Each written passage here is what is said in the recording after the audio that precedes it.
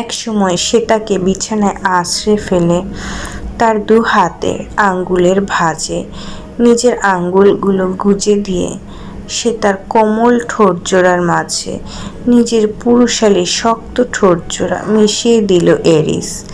তারপর নিজের শক্তপোক্ত চওড়া পুরুষালী দেহখানা সে তার কোমল নাজুক দেহের মাঝে বিলীন করে দিল এরিস। তার প্রতিটি স্পর্শে ভালোবাসার পরিবর্তে ছিল হিংস্রতা আর পৈশাচিকতা। সেটা সহ্য করতে না পেরে বারবার নিজেকে ছাড়ানোর আকুতি জানাতে থাকে, কিন্তু এরিস সেটা সম্পূর্ণ অগ্রাহ্য করে নিজের পুরুষত্বের অধিকার আদায় করে যাচ্ছিল। তার মন প্রাণ জোরে একটা চিন্তায় বারবার ঘুরে ফিরে ভেসে আসছিল, সে তার শরীরে অন্য পুরুষের স্পর্শ লেগে রয়েছে। তার স্পর্শের মাধ্যমে সেটাকে পুরোপুরিভাবে মুছে দিতে হবে। এজন্য তার এরকম পৈশাচিক আর হিংস্র সত্তা অবলম্বন করা, যার জন্যে প্রেয়সীর আকুতি ভরা আর্তনাদ তার কর্ণকুহরে প্রবেশ করছে না অথবা হৃদয়ের গহীনে প্রভাব ফেলছে না। মধ্যরাত্রির শেষ প্রহরে এরিসের প্রশস্ত উন্মুক্ত কঠোর বুকের মাঝে অজ্ঞান হয়ে ঢলে পড়ল সে। তার কোমল পেলব ক্ষুদ্র শরীর, হয়তো শারীরিক আর মানসিক যন্ত্রণা একসাথে মেয়েটা সহ্য করতে পারছিল না। অপরদিকে এরিস, সে তাকে নিজের বুকে জড়িয়ে রেখে দুই হাতের বাঁধনে শক্ত করে জাপটে জড়িয়ে ধরে চোখ বুজে শুয়ে রয়েছে। দুটি উন্মুক্ত দেহ একসাথে লেপ্টে রয়েছে, তাদের উপর সাদা একটি কমফোর্টার জড়ানো। এরিস সে তাকে এমনভাবে আগলে ধরেছে যেন এই মুহূর্তে অতি মূল্যবান কোনো অবলম্বনকে জড়িয়ে ধরে শান্তি খোঁজার প্রয়াস করছে সে। বিপরীত মানুষটির কষ্ট যন্ত্রণা তা এই মুহূর্তে সে উপলব্ধি করতে পারছে না। সকালবেলা জ্ঞান ফিরতেই, পায়ে জ্বালাময়ী কোনো কিছুর অস্তিত্ব টের পেতেই চোখ মুখ কুঁচকে চোখ খুলল সে। তা উঠে বসতে নিলেই টের পেল তার শরীরে প্রচণ্ড ব্যথা অনুভূত হচ্ছে, নড়তে পর্যন্ত পারছে না সে। সেই সাথে কমফোর্টার উঁচু করতেই দেখতে পেল তার সারা শরীর জুড়ে একটি সুতো অবধি নেই। প্রথমে বিস্ময়ে হতবাক হয়ে গেলেও পরক্ষণে গতকাল রাতের কথা ভাবতেই তার চোখ বেয়ে টপ টপ করে নোনা জল গড়িয়ে পড়ল। এরিসের দানবীয় হিংস্রতায় গতকাল রাতে নিদারুণ যন্ত্রণা সহ্য করতে হয়েছিল তাকে। চোখের পানি মুছে শরীরে কমফোর্টার জড়িয়ে অতি কষ্টে উঠে বসল সে। তারপর যা দেখলো তাতে আরো অবাক হয়ে গেল সে।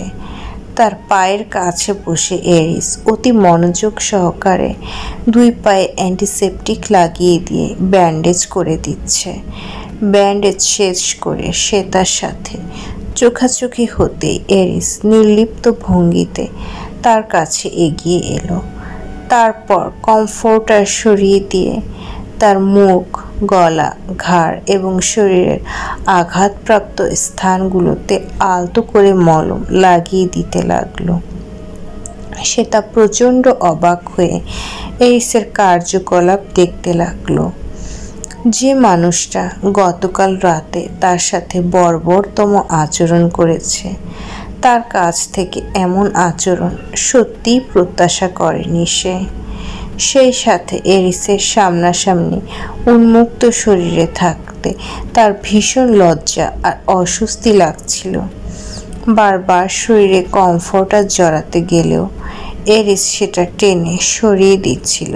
তার ভাবভঙ্গি বরাবরের মতোই শান্ত ও নির্লিপ্ত। অনেকক্ষণ চুপ থাকার পর সে তা নির্জীব স্বরে বলল, নিজে আঘাত দিয়ে আবার নিজেই পরিচর্যা করছেন? এরিস মাথা তুলে এক পলক তাকিয়ে সে তাকে দেখে আবারও নিজের কাজে মনোযোগী হয়ে পড়ল।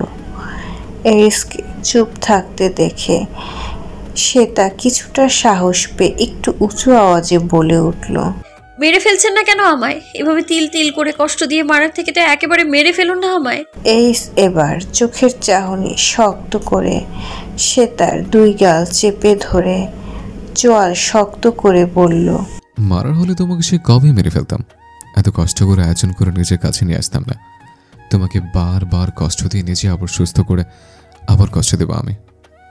এটি হবে তোমার মৃত্যু যন্ত্রণা থেকে আরো বড় শাস্তি।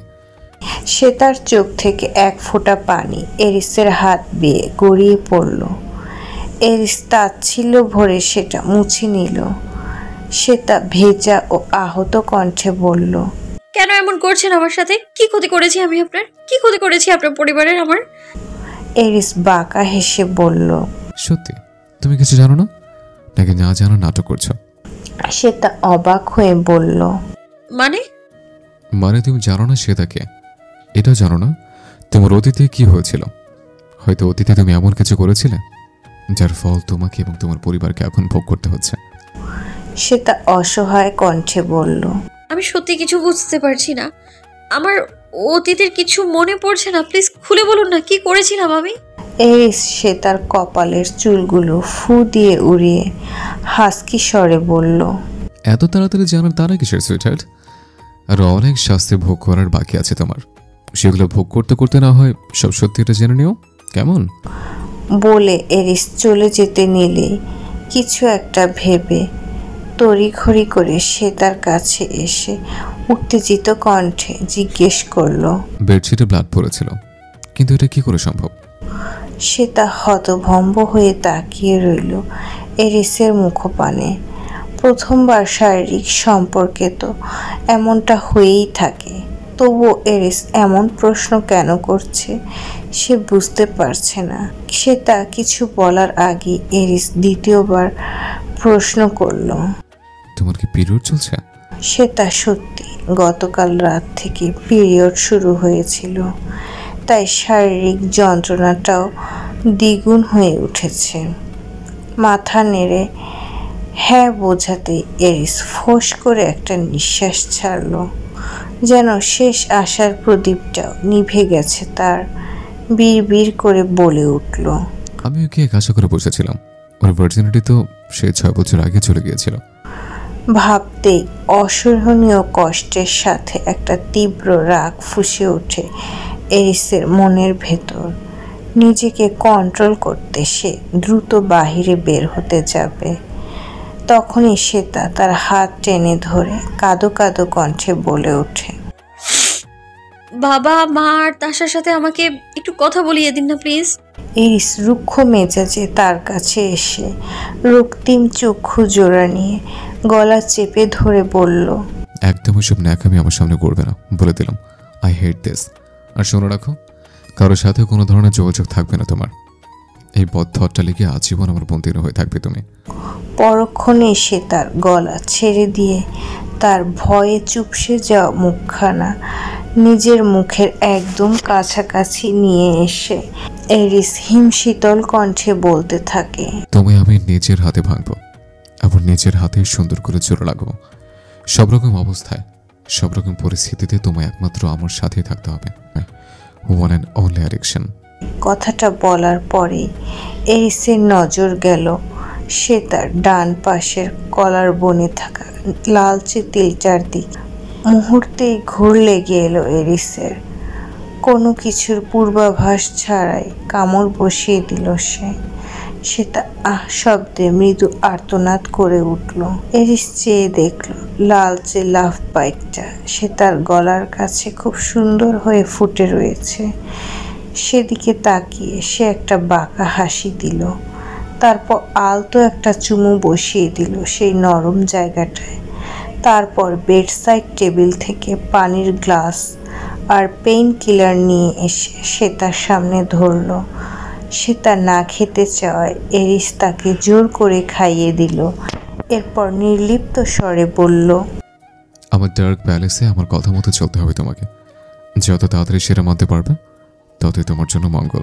ইতালির বিখ্যাত লেক গার্ডাতে অবস্থান করছে তাসা আর রায়ান। চারিদিকে প্রাকৃতিক সান্নিধ্য বিরাজ করছে। লেকের টলটলে নীল পানি বিকেলের রোদে চিকচিক করে দুটি ছড়াচ্ছে। স্নিগ্ধ মৃদুমন্দ বাতাস বইছে। অথচ তাশা নিষ্প্রাণ ভঙ্গিতে লেকের কাছে আকৃতিতে বসে রয়েছে। রায়ান তার পাশে নিঃশব্দে বসে রয়েছে। দীর্ঘক্ষণের নীরবতা ভঙ্গ করে রায়ান গমগমে স্বরে বলে উঠল, আর কতক্ষণ এভাবে চুপ করে থাকবে তাশা? তোমার মন ভালো করার জন্য আমি তোমাকে এখানে নিয়ে এসেছি, অথচ তুমি সেই কখন থেকে মন খারাপ করে বসে রয়েছো। তাশা একটা দীর্ঘশ্বাস ফেলে বলল, শত চেষ্টা করেও মনটা ভালো করতে পারছি না রায়ান ভাইয়া। না পারছি মুখে একটুখানি হাসি ফোটাতে। এত কিছুর পরেও কিভাবে ভালো থাকা যায় বলো? যা হয়েছে সব ভুলে যাও। সবটা মেনে নিতে বলছো? শান সবটা মেনে নিয়েছে। আমার আর বাবারও কোনো সমস্যা নেই, তাহলে তোমাদেরও তো কোনো সমস্যা থাকার কথা নয়। তাশা একটা তাচ্ছিল্য হেসে বলল, কেউই সবটা মেনে নিতে পারেনি। হয়তো মুখে কিছু বলে না, কিন্তু মনে মনে সবাই ভেঙে গিয়েছে। আমার বাবা মায়ের কথাই ভাবো, এই 2 দিন ধরে তারা একদম বিধ্বস্ত হয়ে গেছে। না নিজেরা ভালো মতো কথা বলছে, আর না আমার সাথে কথা বলছে। রায়ান তাশার দিকে ভালো মতো ঘুরে সিরিয়াস ভঙ্গিতে বলল, এরিসের কাহিনীটা তো তুমি আমাকে বলেছো। ওর বাবা তানভীর আর তোমাদের সাথে ঠিক কী করেছিল সেটা জানতে পেরে তো আমরা নিজেও মাথা রক্ত উঠে যেয়েছে।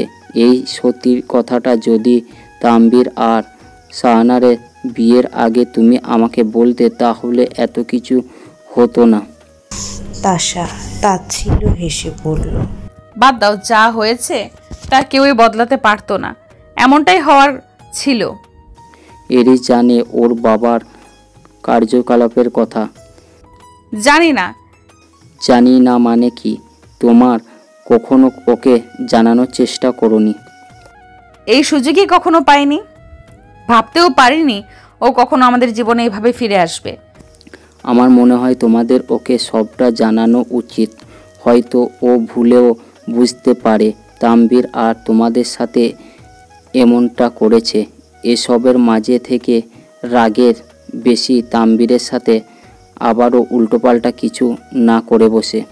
কিন্তু অ্যারিসের নাগাল পাবো কিভাবে? আমি ওর ব্যাপারে খোঁজ নিয়ে জেনেছি। ও ইটালির সবচেয়ে বড় আর শক্তিশালী মাফিয়া গ্যাংয়ের বস। ওর ক্ষমতার কাছে আমরা অতি তুচ্ছ। এমনকি ওর ধারে কাছে যাওয়াও আমাদের পক্ষে সম্ভব নয়। রায়ান আর কিছু বলতে যাবে, ঠিক তখনই সামনে অতি পরিচিত 2 চোখ দেখে থমকে গেল সে। ব্ল্যাক জিন্স, শার্ট, সানগ্লাস আর মাস্কের আড়ালে থাকা প্রিয় পপ স্টার তারকা সিয়ন জুনকে চিনতে তার একটুও দেরি হলো না। কিন্তু এত মানুষের ভিড়ের মাঝে সে একা একা এখানে কি করছে ভাবতে ভাবতেই তার কাছে ছুটে এগিয়ে গেল রায়ান। এদিকে নিজেকে আপাদমস্তক ঢেকে এদিক ওদিক তাকিয়ে অবিরত কাউকে খুঁজে যাচ্ছিল ইহান। বরাবরই লোকচক্ষুর অন্তরালে থাকতে পছন্দ করে সে। এই কয়েকটা দিন শুভ্রাকে মিলানের প্রত্যেকটা কোনায় কোনায় খুঁজে চলেছে সে। আজও সেই উদ্দেশ্যেই এসেছে। তাকে দেখতে বেশ বিধ্বস্ত আর ক্লান্ত লাগছে। হ্যালো সুইনচন, কেমন আছো তুমি? আমি তোমার অনেক বড় ভক্ত, রান ইফতিসান। ইহানের সামনে গিয়ে কোরিয়ান ভাষায় বেশ জোরে কথাটা বলে উঠল রায়ান। এতে ইহান বেশ অপ্রস্তুত হয়ে যায়। আশেপাশের লোকজনও তাদের দিকে তাকাতে থাকে। ইহান তাকে অন্যদিকে নিয়ে গিয়ে গলা নামিয়ে আস্তে করে কোরিয়ান ভাষাতেই জিজ্ঞেস করে, তুমি আমাকে চিনলে কি করে?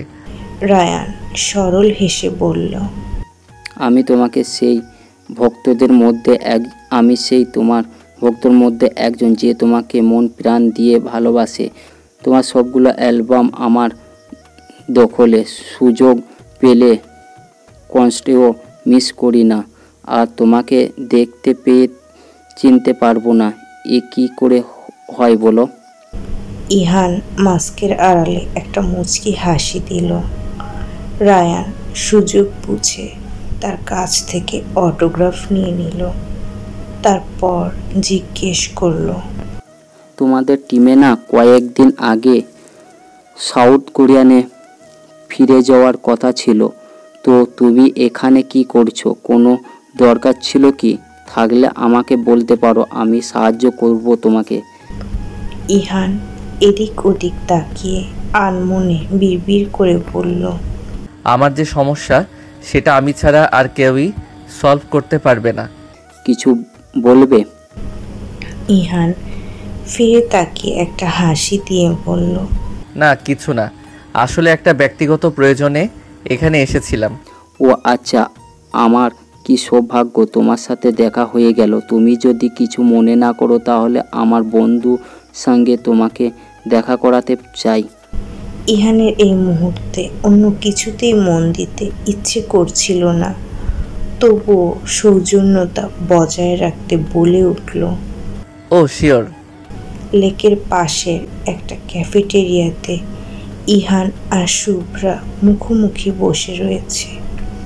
তাদের দুজনের অপর পাশে মাঝখানে বসে রয়েছে রায়ান। সে ইচ্ছে মতো বকবক করে যাচ্ছে, অথচ মুখোমুখি বসা দুজন মানুষ জমে যাওয়া বরফের মতো বসে রয়েছে। প্রথমে দুজনের দিকে অপলক দৃষ্টিতে তাকিয়েছিল। দুজনেরই চোখে পানিতে টুইটুম্বুর ছিল, অথচ মুখ দিয়ে একটা কথাও বের হয়নি। তাদের উপস্থিতি বহু আকাঙ্ক্ষিত কিন্তু অপ্রত্যাশিত ছিল। শুভ্রা মাথা নত করে নিচের দিকে তাকিয়ে রয়েছে। বহু কষ্টে ঠোঁট কামড়ে কান্না সংবরণের চেষ্টা করছে সে। ফর্সা চোখ মুখ লাল হয়ে গেছে, দু চোখে পানি জমে আছে, যে কোনো সময় গড়িয়ে পড়বে এমন অবস্থা। অপরদিকে ইহান এক দৃষ্টিতে শুভ্রার দিকে তাকিয়ে রয়েছে। তার ছলছল চোখ দুটিতে অজস্র অভিযোগ, অভিমান আর অনুভূতি খেলা করছে। ঠোঁট জোড়া অবিরত কাঁপছে। শত সহস্র কথা তার শুভ্রাকে বলার রয়েছে, অথচ একটি কথাও মুখ দিয়ে বের করতে পারছে না সে। রায়ান দুজনকে চুপ করে থাকতে দেখে গলা খাকারি দিয়ে জিজ্ঞেস করলো, কি হলো তোমার দুজনা এভাবে চুপ করে গেলে কেন? হঠাৎ কি করে কি হলো তোমাদের? তাসা, আমি ভেবেছিলাম তুমি সন জুনকে দেখে ভীষণ এক্সাইটেড হয়ে পড়বে। যেহেতু তিনজনই ইটালিয়ান ভাষায় পারদর্শী, তাই রায়ান কথাগুলো সেই ভাষাতেই বলল। তার কথা শেষ হতে ইহান গম্ভীর কণ্ঠে বলে উঠল, এই মেয়েটার সঙ্গে তোমার সম্পর্ক কি? রায়ান এক পলক শুভ্রার দিকে তাকিয়ে ইহানকে উদ্দেশ্য করে বলল, ওর নাম তাসা। তাসা এলগিন আমার ফ্রেন্ড। রায়ানের মুখ থেকে এই কথাটা শুনে শুভ্রা আর ইহান দুজনেই চমকে তার দিকে তাকালো। শুভ্রার মাথায় যেন আকাশ ভেঙে পড়ল। হঠাৎ করে এসব কি বলছে রায়ান? পাগল হয়ে গেল নাকি? অপরদিকে ইহানের চোখ মুখ মুহূর্তেই শক্ত হয়ে গেল। হাত জোড়া মুষ্টিবদ্ধ করে দাঁতে দাঁত চেপে নিল। নিজেকে অনেক কষ্টে নিয়ন্ত্রণ করছে সে। ও, কংগ্রাচুলেশন। শুভ্রার দিকে তাকিয়ে চাপা ক্ষোভ নিয়ে কথাটা বলল ইহান। শুভ্রা তার দিকে বিস্মিত ছলছল চোখ জোড়া নিয়ে তাকিয়েছিল। ইহানের ভাবভঙ্গি আর কথাটা শুনে শুভ্রা রায়ানের উদ্দেশ্যে কিছুটা চেঁচিয়ে বাংলায় বলে উঠল, এসব তুমি কি বলছো রায়ান ভাইয়া? রায়ান শুভ্রার কথাকে পাত্তা না দিয়ে একটা হাসি দিয়ে ইহানের উদ্দেশ্যে বলল, খুব তাড়াতাড়ি আমরা বিয়ে করতে চলেছি সন জুন, তোমাকে কিন্তু আমাদের বিয়েতে প্রোগ্রাম করতে হবে। রাগে ইহানের ইচ্ছে করছিল এখনই রায়ানের মাথাটা ফাটিয়ে দিতে। আশেপাশে সব কিছু ভাঙচুর করে ফেলতে। তার শরীরে রক্তস্রোত উৎস হয়ে শিরা উপশিরা জুড়ে টকবক করে ছুটে বেড়াচ্ছে।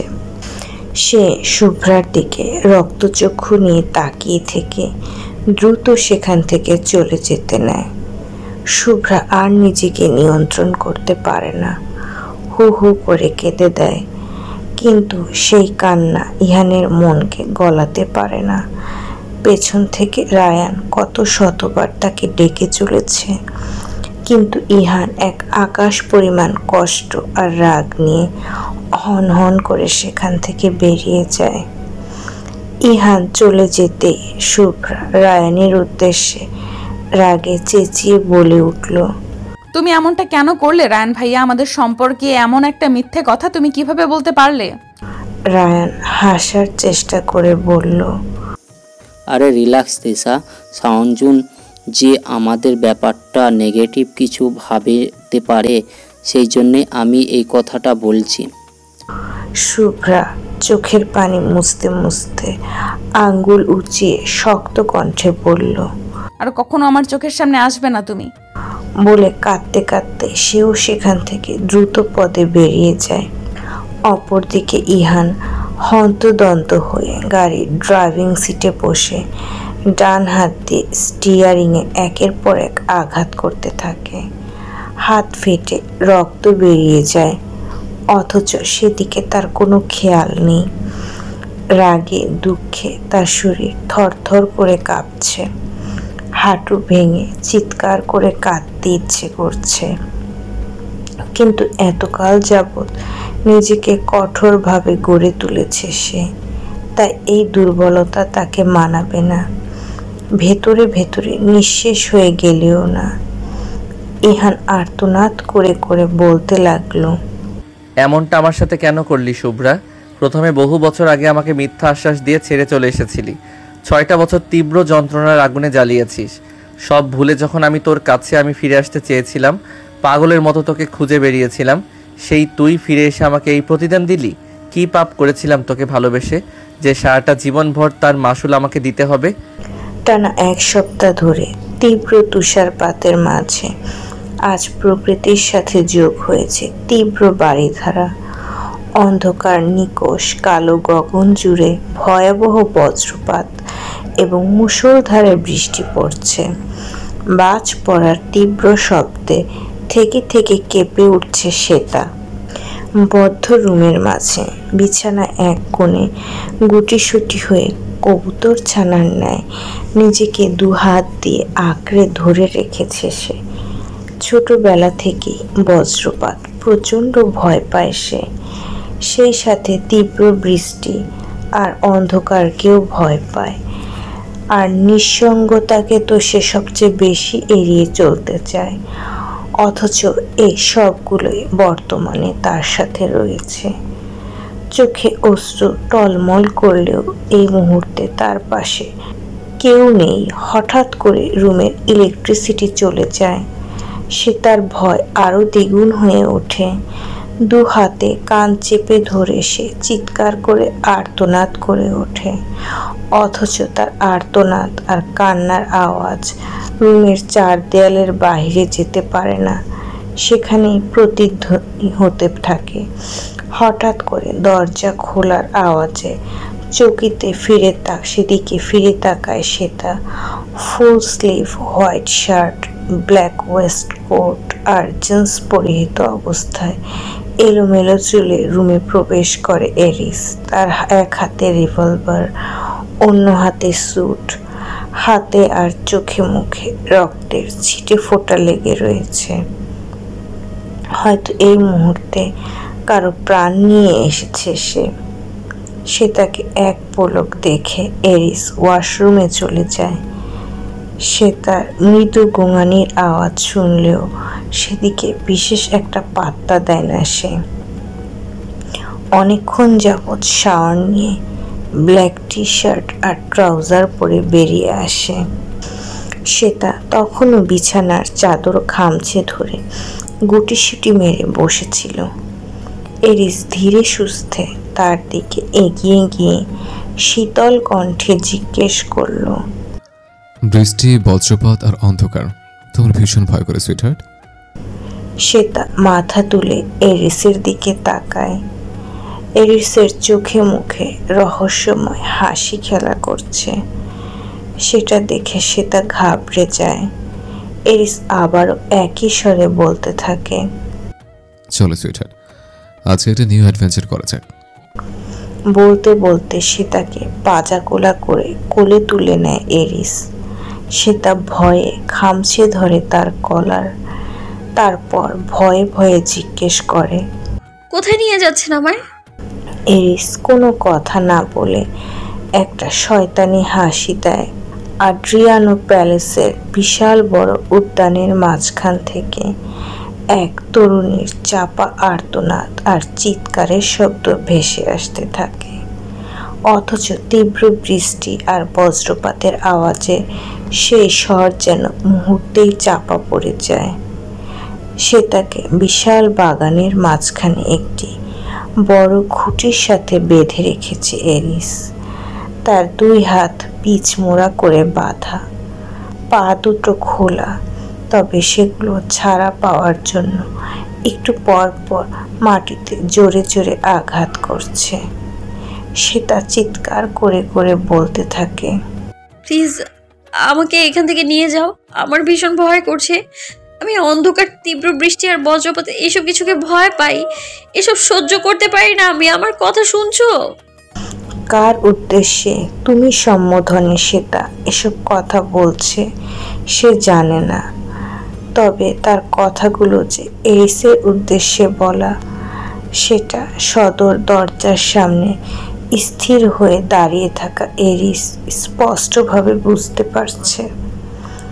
অথচ দুহাত বুকের উপর ভাঁজ করে স্থির দৃষ্টিতে সে তার আহাজারি আর আর্তনাদ দেখে চলেছে। সে দু চোখ নির্জীব আর অনুভূতিহীন, চোখ মুখ তীব্র কঠোর, দেহভঙ্গি মূর্তির মতো স্থির, বাহির থেকে প্রচণ্ড শান্ত আর স্থির থাকলেও ভেতরে ভেতরে তীব্র এক সুনামি বয়ে চলেছে তার।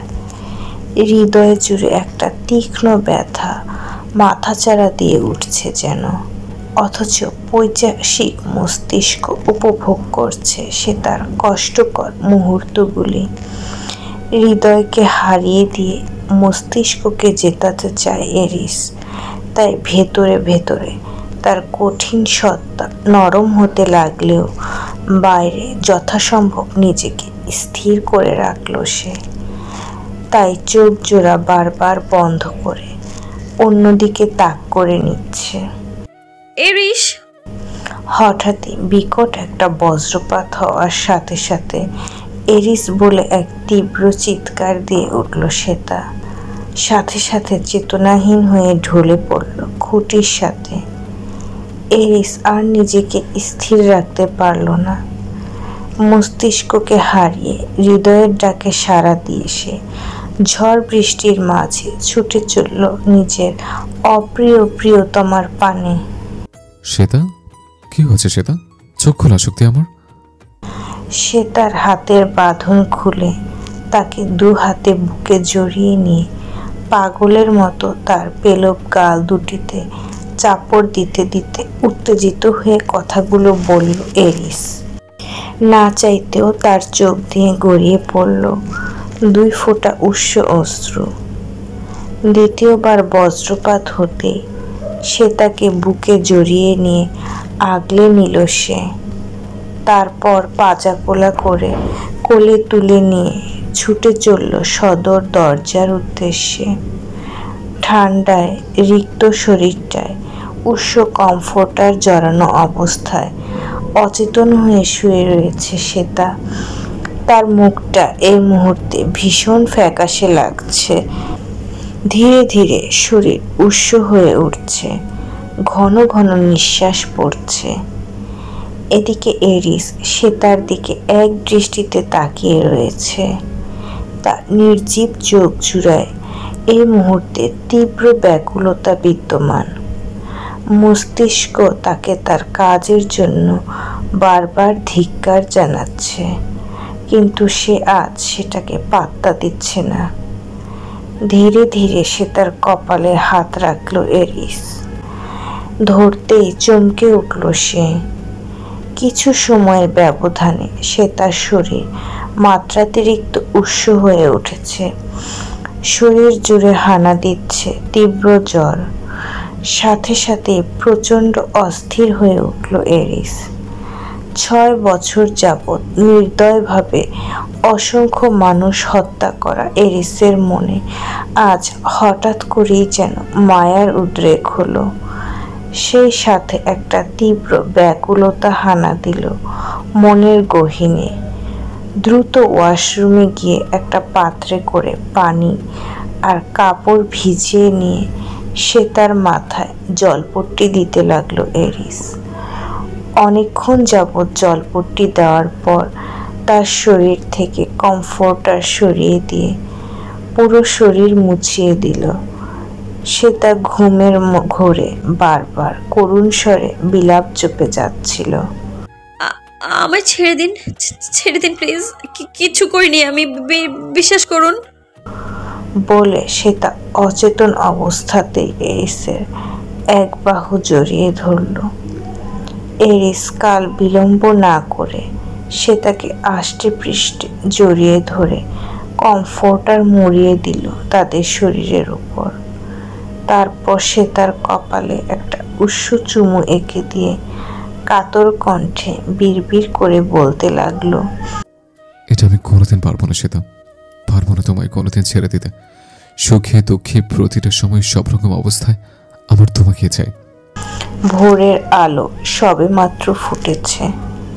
চারপাশের অন্ধকার কাটিয়ে ধরণী জুড়ে সূর্যের আলো প্রবেশ করছে। নীল আকাশ ঝকঝকে পরিষ্কার। সেসব দেখে বোঝাই যাবে না গতকাল রাতে যে কি ভয়াবহ ঝড় বৃষ্টি হয়েছে। এরিসের বুকের মাঝে এখনো অচেতন হয়ে লেপ্টে রয়েছে শ্বেতা। সে যে ভীষণ শান্তিতে নিদ্রিত অবস্থায় রয়েছে সেটা তার গভীর শ্বাস প্রশ্বাস আর এরিসকে আষ্টে পৃষ্ঠে জড়িয়ে ধরা দেখতেই বোঝা যায়। এরিস চোখ খুলে সে তার দিকে এক দৃষ্টিতে তাকিয়ে থাকে। কি অদ্ভুত মায়া মেয়েটার মিষ্টি মুখে, অথচ এরিসের কঠোর সত্তা বারবার তার উপর নির্বিচার অত্যাচার চালায়। এরিস মনে মনে বলতে থাকে, তোমায় কষ্ট দিলে, যন্ত্রণা দিলে আমার হৃদয়ে চিনচিনে ব্যথা অনুভূত হয়। কেন? এই অনুভূতির নাম কি? অথচ তুমি যন্ত্রণা ভোগ করারই যোগ্য। তারপর হঠাৎ করে তার পৈশাচিক মস্তিষ্ক আবারও বলতে থাকে, মেয়েটা তোর সাথে কি করেছে ভুলে যাস না এরিস। তুই তোর প্রতিশোধ না নেওয়া পর্যন্ত একদম থামবি না, ক্ষমা করবি না ছলনাময়ীকে। মুহূর্তে এরিসে নরম হয়ে যাওয়া মনটা আবারও শক্ত হয়ে যায়। সে তাকে আলতো করে ধরে রাখা হাত দুটো মুহূর্তেই শক্ত হয়ে যায়। সে তার ঘুমের ঘোরে ব্যথায় কিছুটা কোকিয়ে ওঠে। সে তার দিকে কঠিন দৃষ্টিতে তাকিয়ে থাকতে থাকতে এরিস বিড়বিড় করে বলে, তোমাকে আজীবন আমার দেওয়া যন্ত্রণা সহ্য করে আমার কাছেই থাকতে হবে। মাই ফাকিং এডিকশন। আমাকে এখানে কেন নিয়ে এসেছো রায়ান ভাইয়া? আমার ভালো লাগছে না কিছু, বাসায় যেতে দাও আমায়। নির্লিপ্ত স্বরে কথাটা বলে উল্টো ঘুরে হাঁটা ধরল শুভ্রা। রায়ান তার হাত জড়িয়ে ধরতেই তার দিকে চোখ পাকিয়ে তাকিয়ে ঝটকা মেরে হাত ছাড়িয়ে নেয় সে। রায়ান তাকে এক প্রকার জোর করেই একটা নাইট ক্লাব বারে নিয়ে এসেছে। এমনিতেও সেদিনের ঘটনার পর থেকে রায়ানকে তার সহ্য হয় না। রায়ান শুভ্রার সামনে এসে তাকে বোঝানোর ভঙ্গিতে বলল, কামান সভ্যতা কত রাগ করে থাকবে আমার উপর? অনেক তো সরি বলেছি, এবার তো মাফ করে দাও। শুভ্রা শক্ত কণ্ঠে জবাব দিল, সরি বললেই কি সব কিছু সমাধান হয়ে যায় রায়ান ভাইয়া? আমি আর তোমার কোনো কথা শুনতে চাই না, আমাকে আর ডিস্টার্ব করবে না। Hello miss Tasha Eligin. হঠাৎ একটা পরিচিত গমগমে পুরুষালী কণ্ঠস্বর শুনে চলন্ত পা জোড়া থমকে গেল শুভ্রার। পেছনে না তাকিয়েই বুঝতে পারল মানুষটা কে। তারপর কাঁপা কাঁপা চোখে পিছনে ফিরে তাকালো। ব্ল্যাক ভেলভেটের স্যুট, জিন্স আর ব্ল্যাক চোখে সানগ্লাস পরে বেশ অ্যাটিটিউড নিয়ে শুভ্রার দিকে এগিয়ে আসছে ইহান। কোরিয়ান হেয়ার কাট দেওয়া বাদামি চুলগুলো তার চেহারার সৌন্দর্যকে আরও কয়েক গুণ বাড়িয়ে দিয়েছে। শুভ্রা ইহানকে দেখে যতটা না অবাক হয়েছে তার থেকেও বেশি অবাক হয়েছে তার সাথে থাকা একটি কোরিয়ান মেয়েকে দেখে। মেয়েটির পরনে dark red sleeveless half slit dress, হালকা ধূসর চুলগুলোতে বাটারফ্লাই কাট দেওয়া, পায়ে পেন্সিল হিল পরে ইহানের সাথে সাথে বেশ নাটকীয় ভঙ্গিতে হেঁটে আসছে সে। শুভ্রার কাছে এসে ইহান হাই ইউনকে পরিচয় করিয়ে দিয়ে বলল, meet my one and only beloved girlfriend Hai Yun, and Hai Yun, she is my big fan Tasha এলিগিন।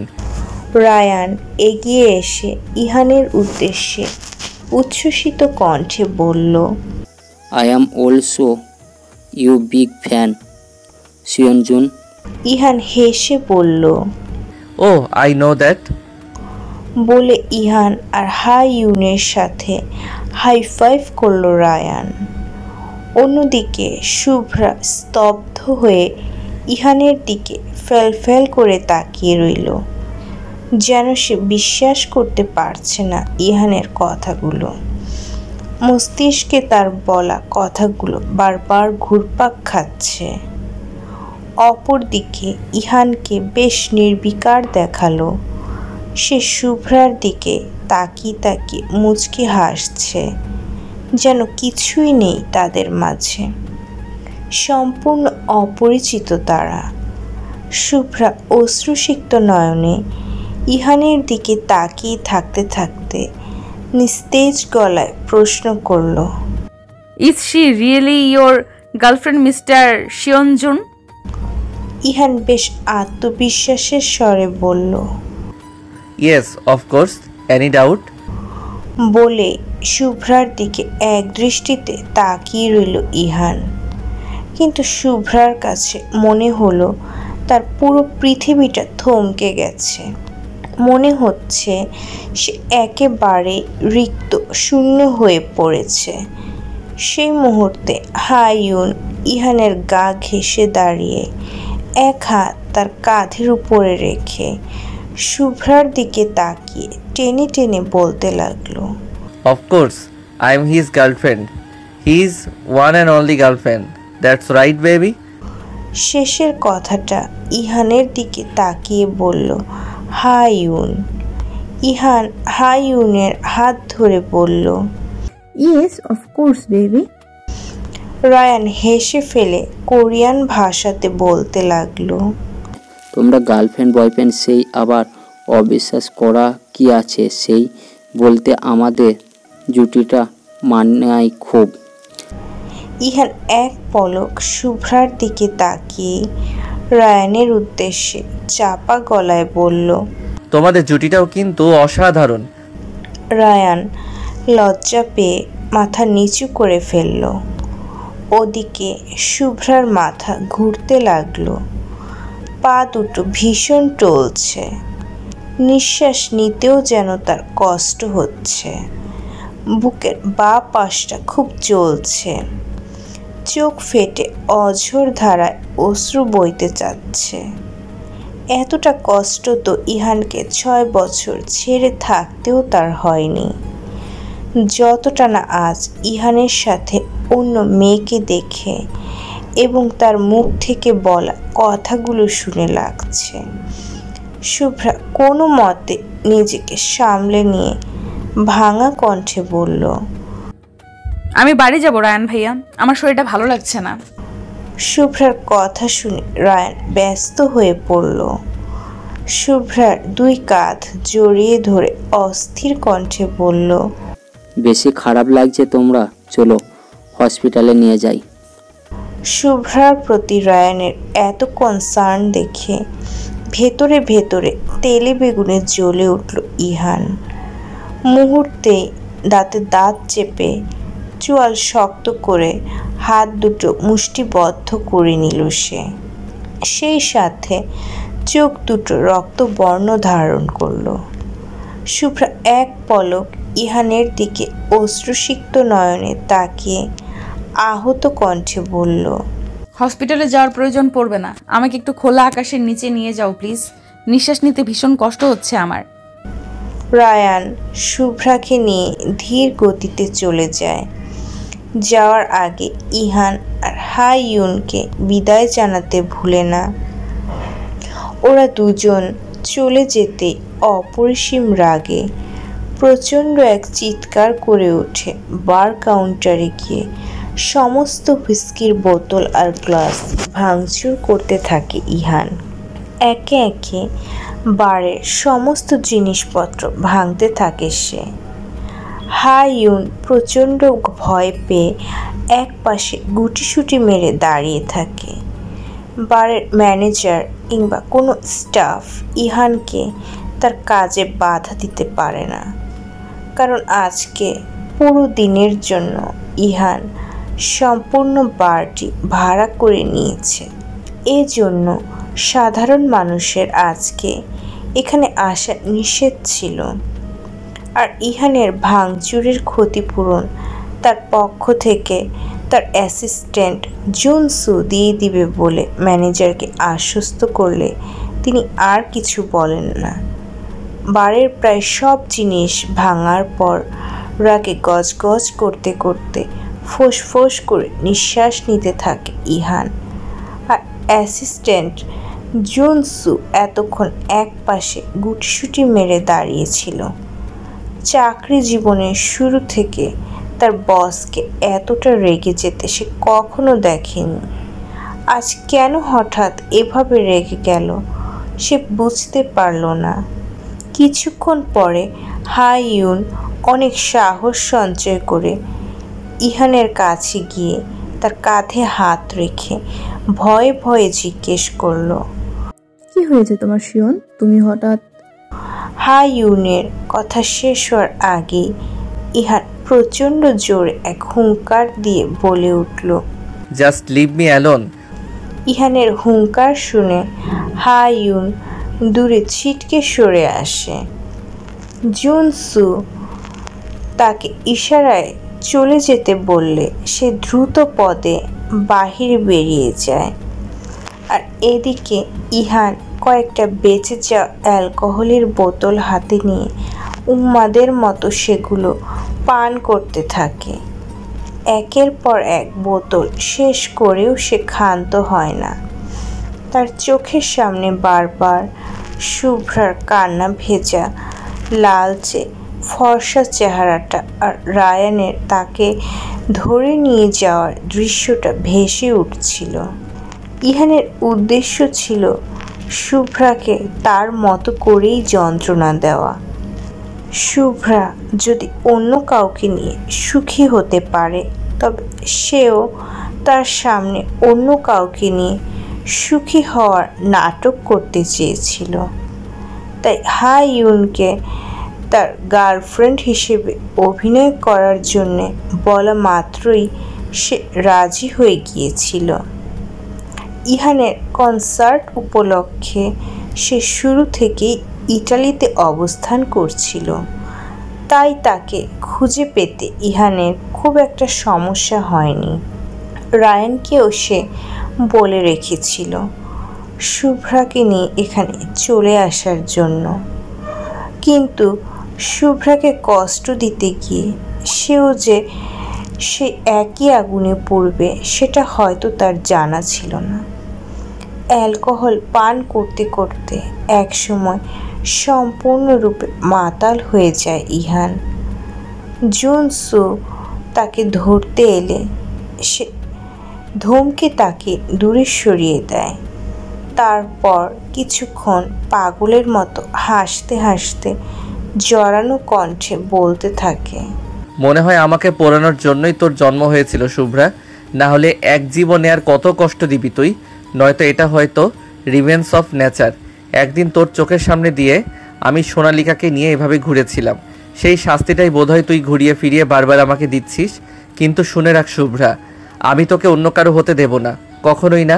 বারবার তোকে আমি আমায় কষ্ট দিতে দিব না, কিছুতেই না। তুই আমার ছিলে, আমার আছিস, আর চিরদিন আমারই থাকবি। শেষের কথাগুলো অত্যাধিক জোর দিয়ে বলে চোখ মুখ শক্ত করে নেয় ইহান। সোনারিটা, প্লিজ কথাটা শোনো আমার।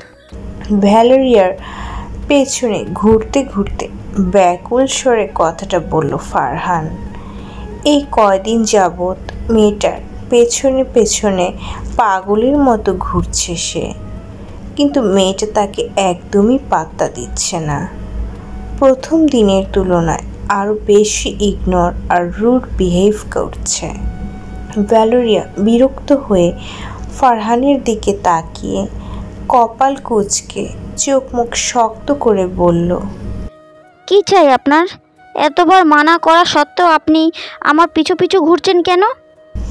ফারহান নিজেকে ধাতস্থ করে শান্ত কণ্ঠে বলল, আমি তোমার সাথে গত কয়েকদিন যাবৎ কথা বলতে চাচ্ছি, কিন্তু তুমি আমাকে ক্রমাগত এইভাবে ইগনোর করে যাচ্ছ কেন? আপনি আমাকে তুমি করে বলছেন কেন? মানে আচ্ছা, আপনি আমাকে এইভাবে ইগনোর করে যাচ্ছেন কেন?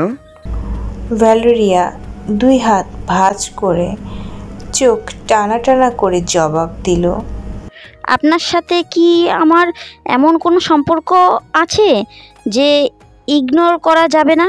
সত্যি বলতে আপনার সাথে তো আমার কোনো ধরনেরই সম্পর্ক নেই, তাহলে কেন আপনি আমার সাথে কথা বলতে যাচ্ছেন? প্লিজ সোনারিটা, বারবার আমাকে এই নামে ডাকা বন্ধ করুন। বেশ রেগে কথাটা বলল ভ্যালেরিয়া। ফারহান একটা দীর্ঘশ্বাস ফেলে বলল, আচ্ছা ঠিক আছে, আর এই নামে ডাকবো না। এবার আমার সাথে কথা বলতে পারেন আপনি। কি বলতে চান তাড়াতাড়ি বলেন। মানে স্পষ্ট করে কথা বলুন। ফারহান অনেক সাহস সঞ্চয় করে চোখ বন্ধ করে দ্রুত কণ্ঠে বলে উঠল, কাইন্ডলি আই লাভ ইউ সোনারি, সরি মিস ভ্যালেরিয়া। ভ্যালেরিয়া কপাল কুঁচকে জিজ্ঞেস করল, কি বলবেন আপনি? বললাম আমি আপনাকে ভালোবাসি, আপনি ভালোবাসবেন আমায়? না, সেটা সম্ভব নয় কখনোই। কেন সম্ভব নয়? কারণ আপনি অ্যারিস অ্যাড্রিনালির পার্সোনাল সেক্রেটারি। আপনার মহামান্য বস মিস্টার অ্যারিস অ্যাড্রিনালি, যিনি কিনা কয়েকদিন আগে আমার বান্ধবীকে তার বিয়ের আসর থেকে নিয়ে নিজে বিয়ে করে তুলে নিয়ে গেছে। সে একজন ভয়ঙ্কর মাফিয়া, আর আপনিও তার বিশ্বস্ত কর্মচারী, তাই অবশ্যই আপনার চরিত্র তার মতনই হবে, এটাই স্বাভাবিক। আর আমি জেনে শুনে এরকম কাউকে আমার পার্টনার বানাতে চাই না। সো সরি, এবার নিজের রাস্তা মাপুন। বলে আবারও হাঁটতে নেয় ভ্যালেরিয়া। ফারহান তার পিছু পিছু ছুটে এসে বলল, আমার বস না হয় এক সময় আপনার ক্রাশ ছিল, কিন্তু এখন আর নেই। ফারহান একটা স্বস্তির শ্বাস ফেলে বিড়বিড় করে বলল, যাক, শুনে খুশি হলাম। তারপর উদ্বিগ্ন কণ্ঠে জিজ্ঞেস করল, শুধুমাত্র এই কারণেই আপনি আমাকে রিজেক্ট করলেন? না, আরও কারণ আছে।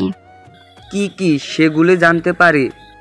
সেগুলো আমার পার্সোনাল ম্যাটার, আপনাকে বলার প্রয়োজন মনে করছি না। এরপর থেকে আর আমার পিছু পিছু ঘুরবেন না বলে দিলাম। বলে গটগট পায়ে সেখান থেকে চলে গেল ভ্যালেরিয়া। ফারহান সেদিকে তাকিয়ে একটা দীর্ঘশ্বাস ফেলল, বিড়বিড় করে বলল, বড্ড পাষাণী মেয়ে তুমি, কিন্তু এই পাষাণ হৃদয়কে একদিন তুলোর মতো নরম করে ছাড়বো আমি। এটা ফারহান জিওরের প্রতিজ্ঞা। জানালার পাশ ঘেঁষে বিষণ্ণ আর শুকনো মুখে বসে রয়েছে শ্বেতা। এতদিন যাবৎ বাহিরে তুষারাবৃত প্রকৃতি দেখে দেখে তার বিষণ্ণ মনটা আরও বিষণ্ণ হয়ে যেত। আজ আকাশ চিরে একটুখানি সূর্যের আলোর রেখা ফুটে উঠেছে, প্রকৃতি জুড়ে বইছে সতেজ বাতাস।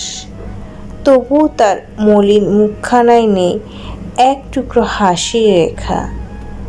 এরিস তাকে এখানে নিয়ে আসার পর থেকে একটা দিনও এই ঘরের বাহিরে পা রাখেনি শ্বেতা।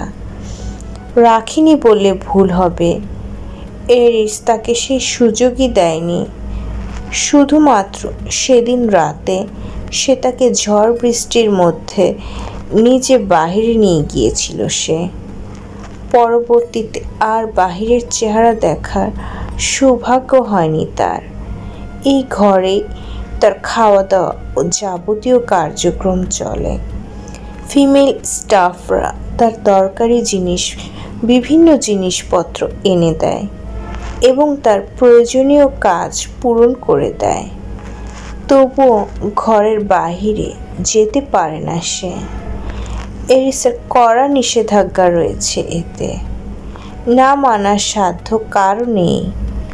বদ্ধ রুমটাতে থাকতে থাকতে সে তার শরীর মন নেতিয়ে গেছে। হঠাৎ করে রুমের দরজাটা খুলে গেল।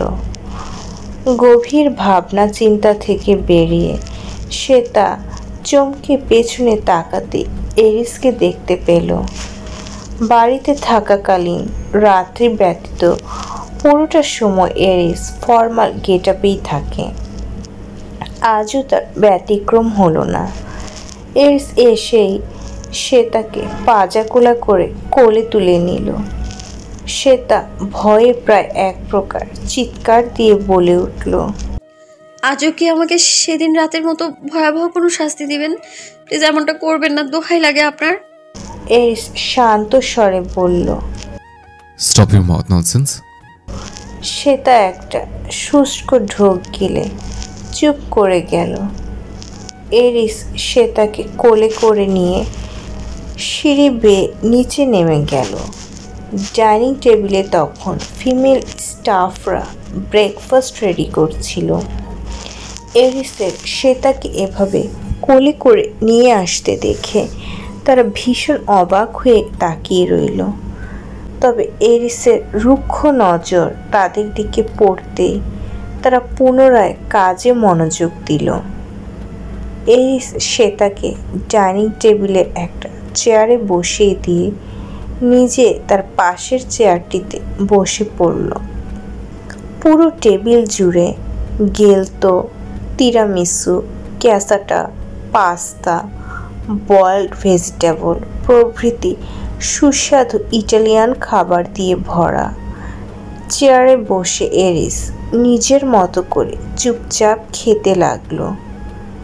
একসময় সে তাকে চুপ করে বসে থাকতে দেখে এরিস চামচে করে একটুখানি ডেজার্ট তা মুখের সামনে ধরে খেতে ইশারা করলো। হঠাৎ করে এরিসের এত ভালো আচরণ সে তার ঠিক সুবিধার মনে হলো না। এদিকে সে তাকে এভাবে চুপ করে থাকতে দেখে এরিস ধমকে উঠল। কি হলো, খাচ্ছ না কেন? সে তা ভয় পেয়ে খাবারটা দ্রুত মুখে পুরে নিল। এরিস খেতে খেতে বলল, বাকি খাবারগুলো তাড়াতাড়ি খেয়ে শেষ করো, আজকে একজন স্পেশাল গেস্ট আসবে তোমার সাথে দেখা করার জন্য। সে তা এক চামচ পাস্তা মুখে পুরে নিয়ে অবাক নয়নে এরিসের পানে তাকালো। এরিস খেতে খেতে নির্লিপ্ত স্বরে জবাব দিল, আমার দাদি যান, মিসেস রিজওয়ানা খান, উনি আজকে আসবেন তোমার সাথে দেখা করতে। নামটা কেন যেন ভীষণ পরিচিত ঠেকল সে তার কাছে।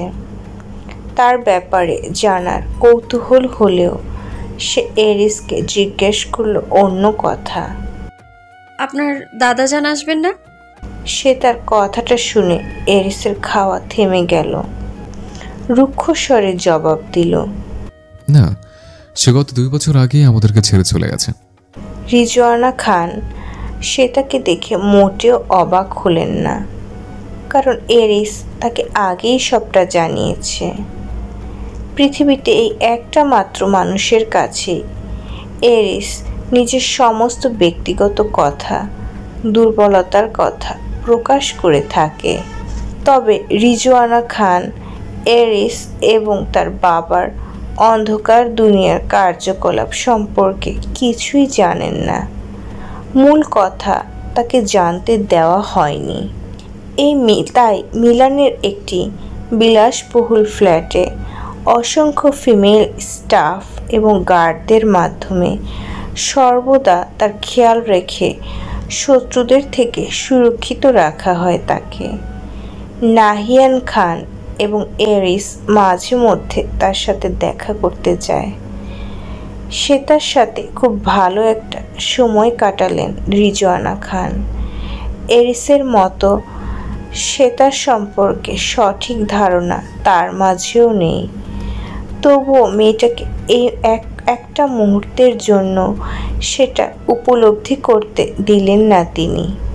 না অতীতের কোনো কথা বলে তাকে অপ্রস্তুত করে দিলেন, যেন এই প্রথম তিনি শ্বেতার সাথে মিশছেন। শ্বেতা ভীষণ ভালো লেগে যায় রিজওয়ানা খানকে। মনে মনে ভাবে, এই বদ্ধ প্রাসাদে এই মানুষটা যদি সব সময় তার পাশে থাকতো, এরিস যদি তার দাদির মতো হতো। একবার তার মনে হয়েছিল রিজওয়ানা খানকে এরিসের এমন ব্যবহারের কারণ জিজ্ঞেস করবে, কিন্তু এরিস সবটা সময় তাদের আশেপাশে থাকায় সেটা করতে পারেনি সে। গাড়িতে উঠতে যাওয়ার আগে বাগান দিয়ে হাঁটতে হাঁটতে রিজওয়ানা খান এরিসকে উদ্দেশ্য করে বললেন, দেখো দাদু ভাই, আমি জানি না অতীতে মেয়েটা কেন তোমাকে ছেড়ে চলে গিয়েছিল, কেন তার পরিবার হঠাৎ করে উধাও হয়ে গিয়েছিল। তোমার তাকে ভুল বোঝার যথেষ্ট কারণ আছে। তার বিরুদ্ধে অসংখ্য প্রমাণও তুমি সচক্ষে দেখেছ। তবে তোমাকে একটা কথাই বলবো আমি, সব সময় আমরা চোখে যা দেখি সেসব কিন্তু সত্যি হয় না। আমাদেরকে অনেকভাবে চোখে ধোকাও কিন্তু দেওয়া হয়। তাই আমি বলবো, কোনো বিষয়ে চূড়ান্ত সিদ্ধান্ত নেওয়ার আগে সবটা বাছবিচার করে নিও। এই বয়সে আসতে আমাকে বহু অভিজ্ঞতা অর্জন করতে হয়েছে।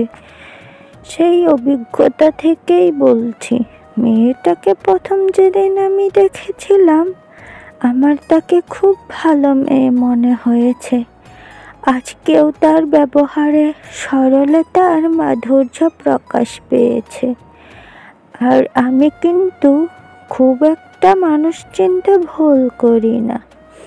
তাই দাদু ভাই, যে কোনো সিদ্ধান্ত নেওয়ার আগে একটু ভেবে চিন্তে নেবে, যেন পরবর্তীতে তোমাকে পস্তাতে না হয়।